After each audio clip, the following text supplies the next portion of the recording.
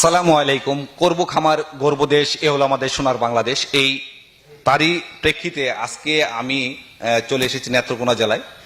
এখানে আমি অনেক ভিডিও তৈরি করেছি হাঁসের উপরে, কিন্তু কখনই আপনাদেরকে হাঁসের হ্যাচারি যাদের আছে তাদের লাভ ক্ষতির হিসাবটা কিন্তু আপনাদের সামনে উপস্থাপন করিনি।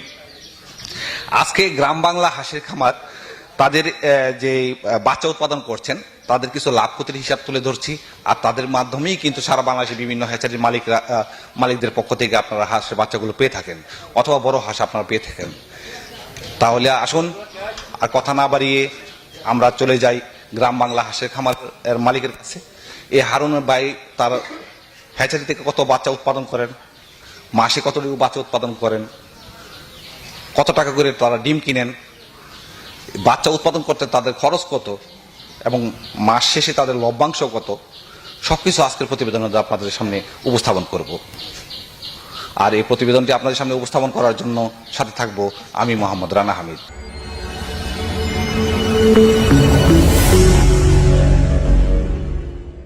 আসসালামু আলাইকুম। ওয়ালাইকুম আসসালাম রাহমাতুল্লাহি ওয়া বারাকাতুহু। আপনার নাম এবং ঠিকানাটা একটু বলবেন। আমার নাম মোহাম্মদ হারুনুর রশিদ, আমার গ্রামের বাড়ি কোটরিকোনা, থানা মদন, জেলা নেত্রকোনা। তো আপনারা যে হ্যাচারির নাম বললেন, এখানে আপনারা কি কি ধরনের জিনিস বিক্রি করে থাকেন? আমাদের হ্যাচারিতে, আমার হ্যাচারি যে গ্রাম বাংলা হাঁস খামার, এখানে আমি শুধু একদিনের বাচ্চারা থেকে 6 মাস, 7 মাস, 8 মাস, 4 মাস সব ধরনের আমার কাছে হাঁস পাওয়া যায় আর কি, ছোট বাচ্চাটা পাওয়া যায়। তো এই যে বাচ্চাগুলো আপনারা উৎপাদন করছেন, তো বছরের মধ্যে কোন সময়তে সবচেয়ে বেশি উৎপাদন হয়ে থাকে? ওটা ছোট বাচ্চাটা বেশি অংশ উৎপাদন হয় চৈত্র, বৈশাখ, জ্যৈষ্ঠ, আষাঢ় এই সময়, আর মাঝে যে 1 মাস গ্যাপ আছে, আবার ভাদ্র, আশ্বিন, কার্তিক, আগুন, পৌষ, অগ্রহণ মাসে। মানে বছরে কি 2টা সিজন? হ্যাঁ, বছর 2টা সিজন। এই সময়ের মধ্যে কি এই হাঁসগুলি আপনারা কোথায় কোথায় বাচ্চাগুলি বিক্রি করে থাকেন? ওই হাঁসটা মূলত আমরা সারা বাংলাদেশে বিক্রি করি, তবে বেশি অংশই যায় যে কম বেশ সারা বাংলাদেশে, সিলেট কোন, এই ময়মনসিংহ কোন, ঢাকা, এরপরে মানে মোটামুটি যেখানে অর্ডার আসে সেখানে আপনারা বাচ্চাগুলো ডেলিভারি দিয়ে থাকেন। তো একটা সিজনের মধ্যে আপনি সর্বমোট কেমন বাচ্চা বিক্রি করতে পারেন? 3 থেকে 4 লাখ। 3 থেকে 4 লাখ বাচ্চা বিক্রি করতে পারেন। ধন্যবাদ, অনেক শুক্রিয়া। আমি এখন জানতে চাইবো যে আপনার ডেইলি যে বাচ্চাগুলো উৎপাদন হচ্ছে, এখানে কতগুলো বাচ্চা প্রতিদিন উৎপাদন হয়? এখানে প্রতিদিন আমার শিডিউল হয় একদিন পর পর 8,000 10,000 করে শিডিউল হয় আর কি।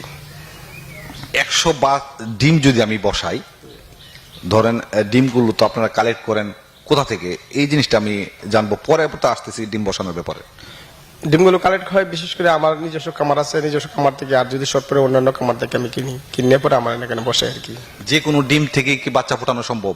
না না না, ওইটা প্রত্যেকটা ফার্মের মধ্যে শতকরা 10-12টা করে হাঁস আছে, এইগুলো যে ডিমান্ড সেটিং আছে ওইগুলো ডিমান্ডে বসানো যায়। তা আমার নিজের ডিমান্ড আছে 12টা করে, যে উন্নত যাতে 12টার মধ্যে করে সেটিং আছে ওইগুলো আইলে আমি করে ডিম পড়াই। যে ফার্মের মধ্যে হাঁস, পুরুষ হাঁস বা বলতে যেটাকে আমরা হাসা বলে চিনি, সে হাঁসাগুলি না থাকে, সেই ডিমগুলো যদি এনে আপনারা এখানে বাচ্চা উৎপাদন করতে চান, তাহলে কি সমস্যা হতে পারে? ওটা যে সময় আমরা 5 দিন, যে সময় আমরা ইয়ে করবো, 5 দিনের জন্য যে সময় চেক দিব, চেকের মধ্যে ওইটা সাদা পোকা থাকবে, এটার মধ্যে কোনো বাচ্চা ধরবে না। তার মানে বোঝা যাচ্ছে যে যেই খামারের মধ্যে হাঁসা বা পুরুষ হাঁস নেই, সেইখান থেকে কোনো ডিম এনে যদি আপনার বাচ্চা উৎপাদন করতে যান, সেখান থেকে ডিম থেকে বাচ্চা ফুটবে না। না না, এখান থেকে বাচ্চা ফুটবে না। তো এখন আমি ধরলাম যে আপনি 100 ডিম, প্রতি 100 ডিম আপনি বসালেন, 100 ডিমের মধ্যে কত % বা কয়টা ডিম থেকে বাচ্চা ফোটার সম্ভাবনা আছে? ওইটা চৈত্র মাসের সিজনে যদি যে বছর, এই বছর এই বৃষ্টি বাদল কম হয়েছে, এই বছর আমরা 70 থেকে 80% বাচ্চা পড়ছে। আর যদি কোনো বছর বৃষ্টি বাদলটা একটু বেশি হয়, তাহলে 65 থেকে 70 এর উপরে যায় না। 65 থেকে 70। তো আমি সম্ভব একটু কমাই ধরেন, কতটুকু ধরতে পারি?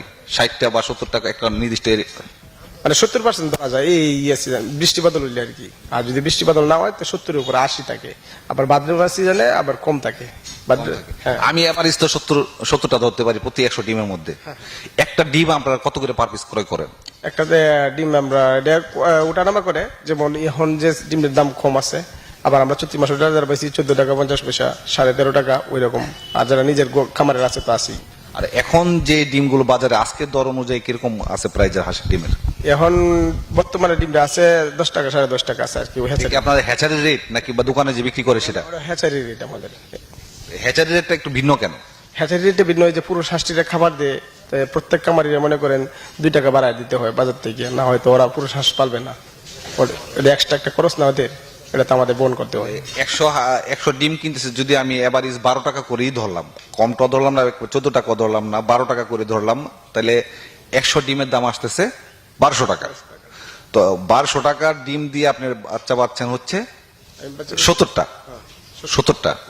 তো 70টা বাচ্চা, 70টা ডিমের জন্য আপনার খরচ হচ্ছে 1200 টাকা। তো সেখানে আপনার এই বাচ্চাগুলো ফুটাতে আপনার আর কি কি খরচ আছে? এটা খরচ আছে, লেবার আছে, মনে করেন 6-7 লেবার আছে, একজনের বেতন আছে 15,000-16,000 টাকা বেতন আছে, এগুলো আমাদেরই পরে দেয়।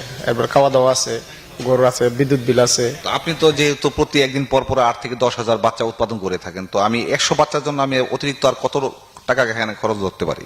অতিরিক্ত মনে করেন 1200 টাকা যদি খরচ ধরে, তার আরো 3 টাকা ধরা যায়। 3 টাকা থেকে 60 টাকা, 4 টাকা ধরা যায় প্রতি ডিমে। প্রতি বাচ্চা। প্রতি বাচ্চায় আরো 3 টাকা ধরতে পারবো। তাহলে আপনি যে হিসাবটুকু আমাদের কাছে দিলেন যে 1200 যে ডিমের দাম, সেখানে যদি 70% ডিম আসে তাহলে 70টা বাচ্চা আপনি পাচ্ছেন। সেখানে 70টা বাচ্চার জন্য আপনার 1200 টাকা খরচ হচ্ছে, তার মানে হচ্ছে প্রতি বাচ্চা আপনার প্রায় 17 টাকা প্লাস আপনার খরচ যাচ্ছে। এখানে যদি প্রতি ডিমের জন্য, প্রতি বাচ্চার জন্য আরো 3 টাকা করে আদার্স খরচ, যেগুলো বিদ্যুৎ বিল আছে, তারপর হলো আপনার কারিগর বিল আছে, তাদের খাওয়া দাওয়া আছে, বেতন আছে, সবগুলো মিলে যদি আমি একটা বাচ্চার পিছনে আর 20 টাকা ধরলাম, হ্যাঁ, তো 20 টাকার মধ্যে আপনার পুরুষ বাচ্চাগুলো আবার চলে যাবে, আপনার দাম কিছু কমে যাবে। হ্যাঁ, এভারেজের জন্য আবার একটু কমে বিক্রি করেন। তো সেক্ষেত্রে আপনার 20 টাকা, ওই আমরা যদি ধরে একটা হিসাব করি, আপনি তো প্রতি একদিন পর পর 8 থেকে 10,000 বাচ্চা উৎপাদন করেন। তো সপ্তাহে 30 দিনে যদি 15 দিনে আমরা হিসাব করি, একদিন পর পর যেহেতু 15 দিনে 8,000 করেও যদি ধরি, তাহলে আপনার যদি একদিন পর পর যেহেতু বাচ্চাগুলো আপনার উৎপাদিত হচ্ছে, তো 15 দিন এখানে হিসাব করতে গেলে প্রতিদিন 10,000 না ধরে আমি 8,000ই ধরলাম, তাহলে হচ্ছে আপনি 1,20,000 বাচ্চা উৎপাদন করেন প্রতি মাসে। এই 1,20,000 বাচ্চা আপনারা এখন যে বর্তমান রেট আছে, সেই রেট এখন বেশি না কম? এখন বর্তমানে রেটটা কম। কত করে আপনার হাসিগুলো বিক্রি করে থাকেন? মহিলাটা এই 24 টাকা 25 টাকা করে বিক্রি করা যায় না এখন। লকডাউনের জন্য হোক বা যে কারণে হোক, এখন কিন্তু বাচ্চার দাম খুবই কম আছে। 25 টাকা করে তারা দাম আমাদেরকে জানাচ্ছেন। 25 টাকা করে যদি আমরা 1,20,000 টাকা, 20,000 হাঁসকে আমরা যদি 25 টাকা করে দাম ধরি, 25 টাকা না, আপনার এখানে পুরুষ বাচ্চার দামও আবার কম হবে, আবার এভারেজ বাচ্চার দাম কমে যাবে। তো সেখানে আমরা আরো খরচ বাদ দিয়ে দিলাম, 20 টাকা করে আমরা ধরি। 20 টাকা করে যদি আমরা ধরি, তাহলে 24 লক্ষ টাকা ওনাদের বাচ্চার দাম আসতেছে। তো সেখান থেকে তারা কিন্তু বেনিফিট করতেছে কত টাকা? প্রতি বাচ্চার পিছনে মাত্র অল্প কিছু টাকা, সীমিত লাভের মধ্যে কিন্তু আপনাদের কাছে বাচ্চাগুলো ডেলিভারি দিচ্ছেন। আজকের প্রতিবেদনের মধ্যে আমি আপনাদেরকে জানালাম যে হয়তো আমরা অনেকে প্রশ্ন করেন যে হাঁসের হ্যাচারির যে মালিকরা আছেন তারা প্রচুর ব্যবসা করছেন, আমি কত টাকা লাভ করছি সেই জিনিসটা আমি আপনাদের কাছে প্রকাশ করতে চাচ্ছি না, কিন্তু হচ্ছে এখান থেকে হিসাবটুকু আপনাদের সামনে উপস্থাপন করলাম, তা থেকে আপনারা বুঝে গেলেন যে আসলে লাভ ক্ষতিটা কি তাদের। আর এই বাচ্চাগুলো সারা বাংলাদেশে আপনার ছড়াচ্ছে। বাংলাদেশের মধ্যে হাঁসের জগতে সর্বোচ্চ যে জেলাটির নাম আসবে, সেই জেলাটির নাম হচ্ছে নেত্রকোনা জেলা। নেত্রকোনা জেলা হাওর অঞ্চল বেশি, পাশাপাশি আছে কিশোরগঞ্জ, ময়মনসিংহ, এখানেও কিছু হাওর অঞ্চল আছে। আর ওদিকে গেলে আমরা পাবো পাবনা, সিরাজগঞ্জ, ওদিকেও আপনার হাওর অঞ্চল আছে। হাওর অঞ্চলগুলিতে হাঁসের পালন করা বেশি, সেখান থেকে সারা বাংলাদেশে হাঁসের বাচ্চাগুলো ডেলিভারি হয় বা বড় হাঁস ডেলিভারি দেওয়া হয়। এই গ্রাম বাংলা হাঁসের খামার ওনার আগেও আমরা প্রতিবেদন তৈরি করেছি, ওনার কাছ থেকে আমরা জেনেছি উনি কিন্তু 1 মাস, 2 মাস, 3 মাস, 4 মাস, 5 মাস সকল বয়সী হাঁস কিন্তু ওনারা বিক্রি করে থাকেন।